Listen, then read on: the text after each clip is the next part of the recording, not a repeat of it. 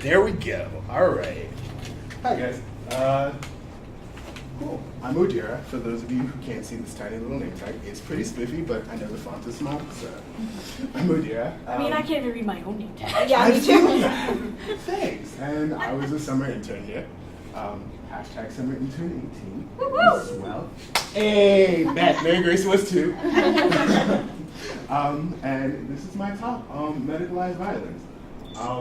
So, here we go. I'm going to try not to take up the whole 30 minutes because I don't like talking to people for 30 minutes straight. You don't like being talked at for 30 minutes straight, so hopefully I'll finish early. And you can ask me questions or give me your thoughts or anything like that. So, hopefully I'm recording. They told me I'm not supposed to wander too far away, but we'll see how it goes. All right, so if I were you, my first question upon seeing this title would be, what is medicalized violence? Like, at least that was my first question when Amy was like, hey, do you want to write a paper on medicalized violence? I was like, sure, what's medicalized violence? So I think that's as good a place to start as any for medicalized violence. What up, Brian? Cool. So before I talk about that, I'm actually going to start with this quote from the Oath of Hippocrates. Wow, guys, it's been a really long weekend, and I'm so sorry. It is the Hippocratic Oath. Thank so you. I know where your mind was. Yeah. Thank you. I promise, guys, I'm a real postgrad trying to be a real doctor. I don't get the name right. Sorry. Yeah, as it will henceforth be known. And you guys can read it, but I'll read it to you just because it's part of standard speaker procedure. To please no one will I prescribe a deadly drug nor give advice which may cause his death. So this is in the oath, and fun fact, technically we don't use that oath anymore when we swear doctors in. We use versions of it that imply similar things, but you know. Do no harm isn't anywhere in that oath, just in case you were wondering. It feels like it should be, but it's not, so there's your fun fact. But I really like this quote only because it speaks to the idea that we have this sort of concept as physicians, people who are supposed to help you and heal you, and in general, supposed to make you better, at the very least not worse off than you already were. And so, both explicitly and implicitly, so, you know, we would expect our doctors to give us good advice. Like, we kind of wonder, right, if our doctors walked in and were like, you should eat nachos every day. Haha, junk food. We would. Sign me up. Right? Sounds great. But, we'd have a question about, do they really have my best interest at heart? Like, do you have a medical degree? Like, who lied to me? Are you a front for big nachos? Exactly. All these would be questions. And that feels right, because we know kind of intuitively that they're supposed to provide us with good advice and to help us as physicians. That's your job. Like, you went to 4 years of medical school for that. And that makes sense. But I'm here to tell you that doesn't always happen in medicine. In fact, it happens pretty often that we actually inflict violence to people and persons, either intentionally or unintentionally, through a process of medicalization. And I'll explain all that in 2 seconds, but that's the general premise of this talk. If you remember nothing else, just remember doctors are sometimes violent even though they don't mean to be, and there's stuff we should do about that. All right, cool? Cool. Great. So what is, great. Violence, what is it? So there's this definition by WHO that I really like. Lots of people quote it. It's been quoted hundreds of times in every paper, so naturally I felt the need to quote it too because official. But you'll notice that it's the intentional use of physical force or power, threatened or actual, against oneself, another person, or a group or community, and a high likelihood of resulting in injury, death, psychological harm, maldevelopment, or deprivation. Pretty broad, if I say so myself. Like, that fits a lot of things. And that generally feels right. Like, as I sat and I tried to kind of wrap my head around what is violence, it was more just like a sort of touch, feel, kind of hard to get your arms around, right? Because you know violence when you see it, but like, go ahead and define it. It's really hard. Like Bugs Bunny feels violent. Like, that makes sense to us, but like, is a needle violent? Is the use of a needle violent? If you punch someone, is that violent? Depends on context, right? All of those things are important, and we'll talk about that. But this is a definition I really like. Can anybody see a problem in this definition, though? Because it's not perfect. It could also be unintentional. Facts. Exactly. That's a great point, the intentionality. And I'll bring that up in a second because I really like that answer. But I'm actually going to direct you to the word person. And I think that's a really interesting thing to think about. And I didn't notice it when I first read it, but one of the things Amy Murphy, she's great about, is pointing that sort of thing out, is that immediately you sort of see the construct of personhood as a reason to deny people, you know, justice when they, or to give people a reason to inflict violence against people who are not considered persons. And historically, that's problematic. In fact, in a contemporary context, that's still problematic because globally and certainly in our country, who counts as a person, that's currently not everyone, and that's problematic. So I thought that was really interesting, but Brian moved this to the back. One of the important points for this definition is intentionality for a couple of reasons. One, kind of to your point, just because violence wasn't intentional doesn't mean it wasn't committed. In fact, a lot of times violence is unintentional, as you'll see in the rest of my presentation. And then, secondly, it matters that it's intentional because one of the real problems I had while trying to define violence for the terms of this paper is that, especially in the medical field, sometimes we screw up. We don't mean to screw up. Doctors don't mean to screw up. They don't mean to get lab tests wrong. They don't mean to amputate or do surgery on the wrong part, but it happens. And that doesn't feel like we should punish them for violence. They weren't supposed to be violent. They weren't trying to be violent. So, right? So, I wanted to make sure that I wasn't, in my definition of violence, going to penalize doctors for making mistakes, because that's not useful. So, so those are just kind of things to remember if you ever want to understand what I mean by violence in the terms of this paper. Cool. All right, so the next question should be medicalization. And so, simply put, it's the process by which we decide which problems are medical and which ones aren't. Now, if you read this paper, and I'm gonna flip through it because that's nifty. I have copies now. Wow, that's awesome. There's a great, I want to say he's a sociologist, but I could be lying. His name is Dr. Sayas. And he actually talks about what is medicalization, and I think he has a great quote in here. He's a psychiatrist. Okay, cool. I'm glad I noted that. So he says, the concept of medicalization rests on the assumption that some phenomena belong in the domain of medicine and some do not. Accordingly, unless we agree on clearly defined criteria that define membership in class called disease or medical problem, it is fruitless to debate whether any act of medicalization is valid or not. And that's actually a really great point, because we don't realize we do this when we talk about disease and when we talk about medicine, but we have to decide what's a disease and what's not. So sometimes it's kind of intuitive, right? Like, you get a cold, I am sick, this is a medical problem that needs to be solved. Yeah, everybody cheers. Cut your knee, cheers. But sometimes, and you guys know this, sometimes there are people who categorically might be labeled with an illness or a mental disorder or something, but they don't feel that way. So are they sick? Is it a medical problem we need to solve? Is it not?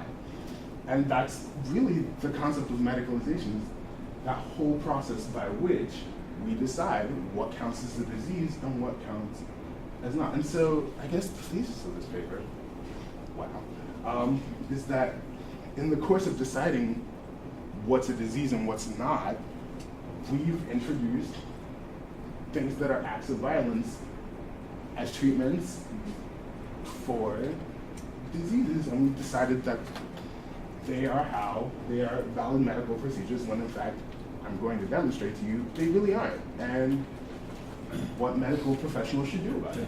So, no.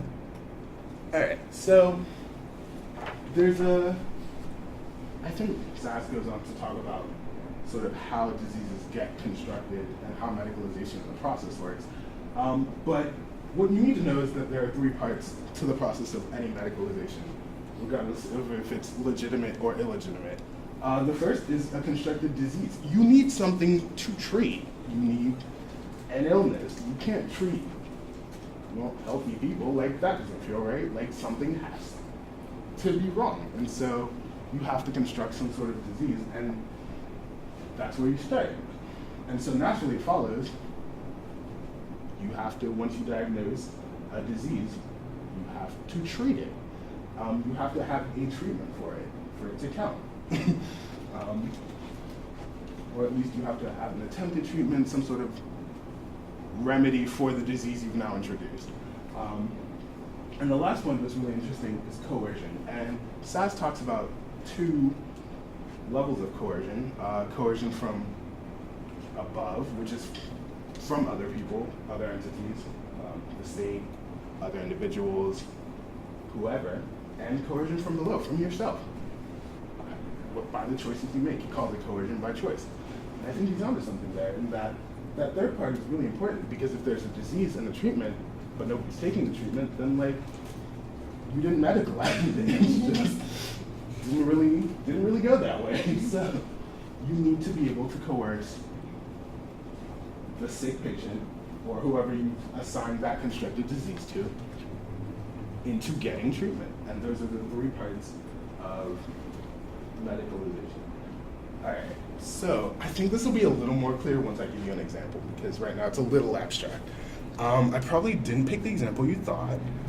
I picked the death penalty, and that's, yeah, gotcha. You all That thought. is not the example I thought you were going to pick. Exactly. I worked really hard to find an example people didn't think I was going to pick, so I'm really proud of this little thing. So thank you. But yeah, I picked the death penalty. And you don't really think about it as sort of a process of medicalization, right? Because it clearly belongs, in my lawyer voice, in the legal field or profession when you think about it. Because what business do doctors have talking about it? Because it's clearly necessary and clearly important and all of that. And I'm about to show you that we've medicalized violence in the death penalty. So the first thing I told you need is a constructed disease. And the disease we've constructed is criminality, and in a sense, some sort of inherent criminality. If you look at the legal codes of a lot of states that have laws, death penalty laws, and look at who qualifies for the death penalty and who doesn't, what you'll find in those codes is that a lot of times there are lines about sort of inherent criminality, people who are just by genetic disposition or by nature or by some confluence of circumstances just a little more disposed than the rest of us to criminality now for the rest of their days. And there's not a whole lot they can do about it, and there's not a whole lot we can do about it. So let's see if I can actually find it. Yeah. So in one of the decisions, actually, from the Supreme Court that affirmed the death penalty, one of the factors for consideration of using the death penalty was that it was for the, quote, worst of the worst. So it kind of implies that it's a trait that you can kind of find in people that's worse than other people, that's less bad in other people, that you can find in others, some people but not in others, and gives you a perfectly legitimate reason to treat. So even in Jerk versus Texas, another Supreme Court case, they found that one of the factors you could consider was future dangerousness of an individual, along with whether they have a record of prior offenses or not. So you can kind of see this beginning construct of people who are just so inherently violent that they pose a danger to themselves and others. We've constructed a disease, and that disease is inherent criminality. Cool. Now the next thing you need for a medical... Or not cool. Yeah, or not cool. Sorry. No, you're fine. So the next thing you need is a constructed treatment. What's that treatment? If you have somebody who's just violently criminal by nature, they're going to stay violently criminal by nature, and we're kind of going that way, and they're going to die that way, and they pose a danger to you, yourself, and the general good, whoever that is. Execute them, obviously. And we don't think about it as sort of a medicalized treatment because we call it lethal injection. And so you kind of see this process of medicalization, and someone who talks about this is one of my favorite surgeons, actually, Atul Gawande. He's actually a surgeon, but he notes in one of the early articles that lethal injection appears to be the sole method of execution accepted by courts as humane enough to satisfy the Eighth Amendment against cruel and inhumane punishment, largely because we've medicalized that process. And if you stop to think about what a lethal injection is, it's still execution and it's still very violent. But the way we do it is inherently medical. So we lay the patient, in this case the prisoner, who's, violently criminal, and we lay them down on a gurney, and, we inject them with, poison. We essentially poison them to death. But you don't really think about that because there's a doctor present and they're certified. And we make sure as best we can that it's not cruel, that it's not inhumane. Although I'm not really sure how you make killing someone humane, but this is about as close as you get. You make it a medical procedure. It's just a thing we had to do to keep everybody safe. And even better, it's not like we shock them to death. It's not like we shot them to death or we shocked them to death. We just gave them an injection. It's kind of like a flu shot if you stop to think about it, except they're going to die at the end of this, and so maybe not like a flu shot at all, but it's certainly very medical in the way we do it. And in fact, if you look at sort of the history behind the death penalty, you kind of see courts over and over again kind of bristle at the death penalty. Maybe judges, maybe in their rulings or in their decisions will go, they'll draw lines and they'll say, okay, maybe this method seems a little bit much. Like, we don't hang people anymore, except for a few rare states and a few rare situations. We really don't like firing squads anymore. That's not cool. That's inhumane. But lethal injection we can do. And what you kind of see if you trace the progress, if you will, of the death penalty over time is that we get closer and closer and closer and closer to a medical procedure. Like, firing someone in the field looks vastly different from a clean operating room where we inject them, but we did the same thing. We killed them. We executed them for their inherent trait of criminality. And so the last part you need is coercion. And this one is actually fairly straightforward. In a lot of cases, the state coerces you, which is why how do you want to die is actually, in some states, a question you ask a prisoner because they get, if you will, their choice, quote unquote, of how we want to kill them, or how the state would like to be killed, how they would like to be killed by the state. In some cases, and in some legal codes, and I'd have to read back through this, some sentences carry automatic death penalty sentences. So in a sense, it's not like they get to choose whether they just twiddle their thumbs in jail or die. It's just they are coerced into taking their treatment for their violent criminality. And just like that, you medicalize the execution of prisoners, an inherently violent act that's been sanitized and made wholly appropriate by this sort of process of medicalization. So I hope that made it a little more clear. And if you read this paper, I kind of go through a myriad of issues, kind of using this formula to show you how everything from abortion to assisted suicide to the death penalty are all medicalized. And it's really a fascinating process, if macabre. So where does this philosophy come from? You kind of see it there: ableism, eugenics, racism. I don't have to explain ableism to you guys. I think that did a great job earlier, but what I will point out is a quote I really like, again, I'll listen to this part of it.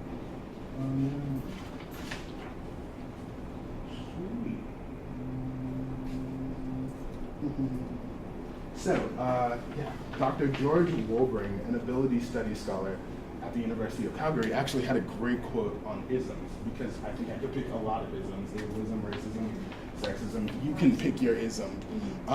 Every ism has two components: something we value and something we do not. The subject of the isms can be positive or negative.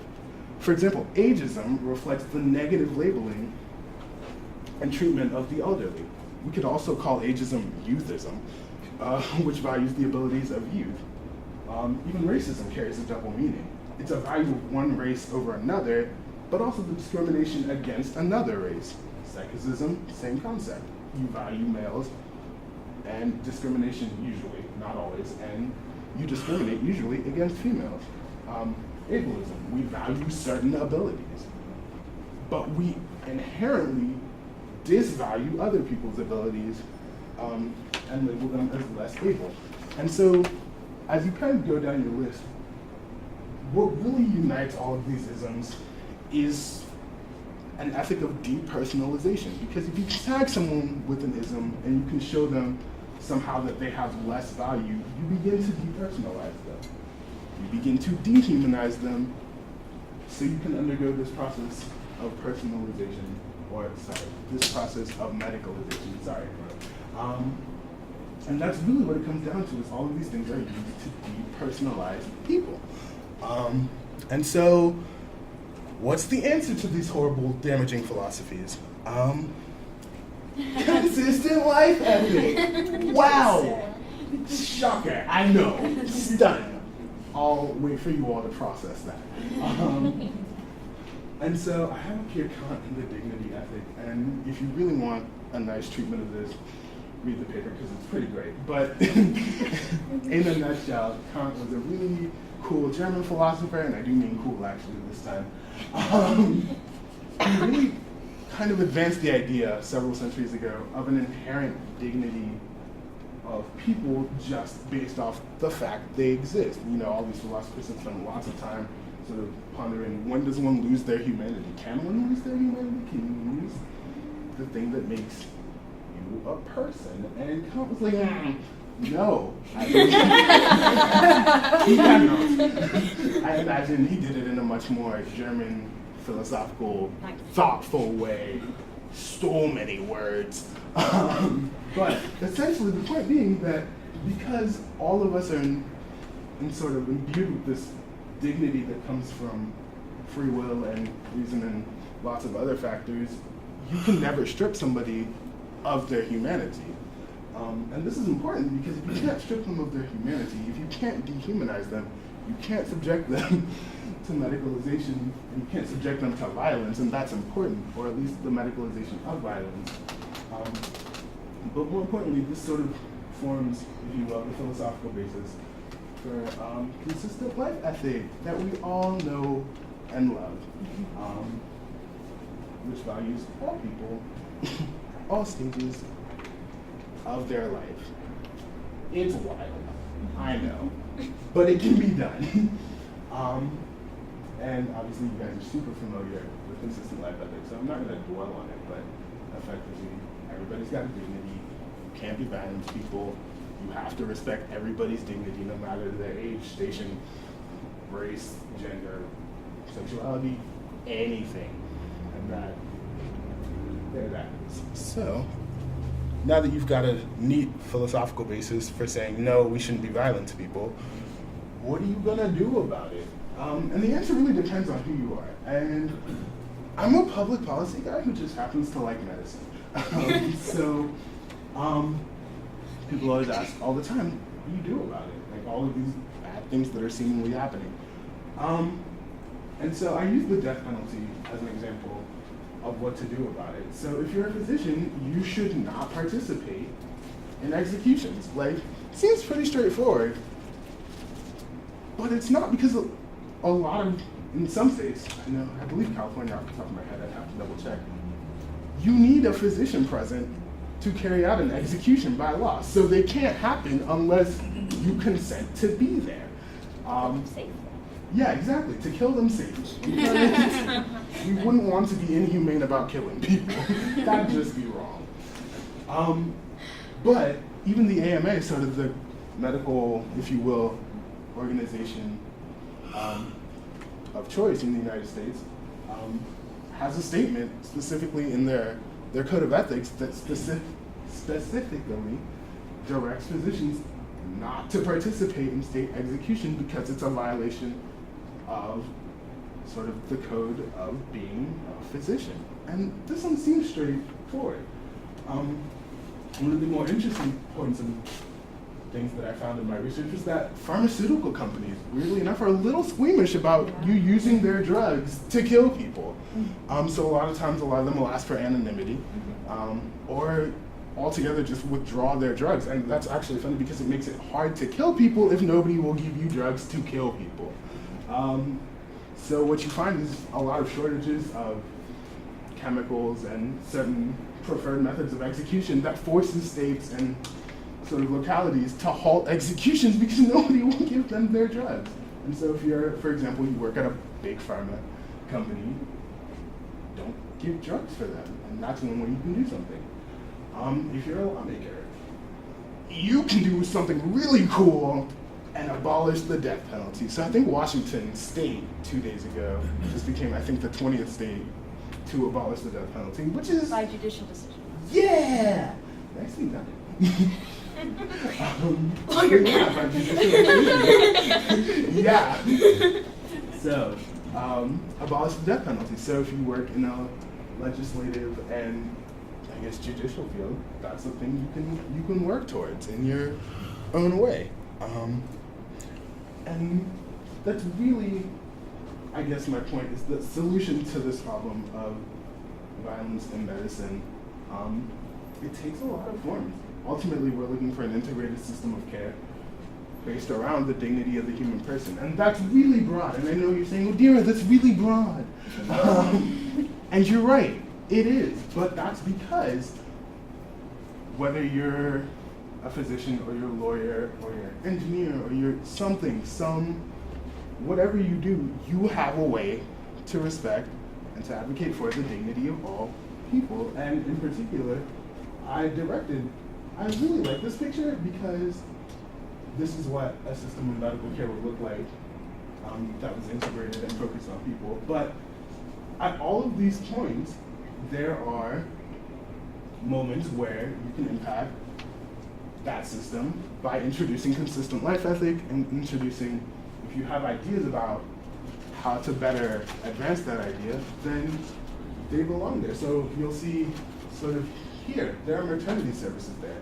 You can impact and introduce consistent life ethic. Obviously in the maternal services field, that may be advocating against abortion or maybe finding ways to help with crisis pregnancy centers or any number of seemingly kind of diffuse ways. In fact, one of my favorite recommendations in this paper is actually for clinical trial registration, which is not something a lot of people think about, but oftentimes a lot of clinical trials go unregistered after they've been conducted, which is problematic and an affront to human dignity because oftentimes the data was obtained at great cost. These were sick people who willingly gave of themselves and volunteered to try to help, but when these trials aren't published and they just go unpublished, then their sacrifice was for nothing. And that's an affront to their dignity as people, because they obviously consented to maybe drugs that didn't work, or maybe sometimes treatments that even, if certainly didn't increase, but sometimes even decrease their quality of life, in the hope that it would advance, science and medicine. And when that's not happening, that's an affront to dignity. It's not something that you would think about right off the top of your head, but it fits. And what you'll find is the more you look sort of at all of these various spokes on this circle, and even sort of the field you guys are in, you'll find plenty of opportunities to advance the consistent life ethic and end the medicalization of violence in ways that are not in this paper. In fact, and that's really my point, if you take nothing else, is that you can make an impact in any number of ways that are not in this paper or on this wheel. All you have to do is advocate for the consistent life ethic. If you look hard enough, you'll find a way to make a difference and a way to impact the system of care here in the United States and wherever you end up. So, with that, I will take your questions. Cool.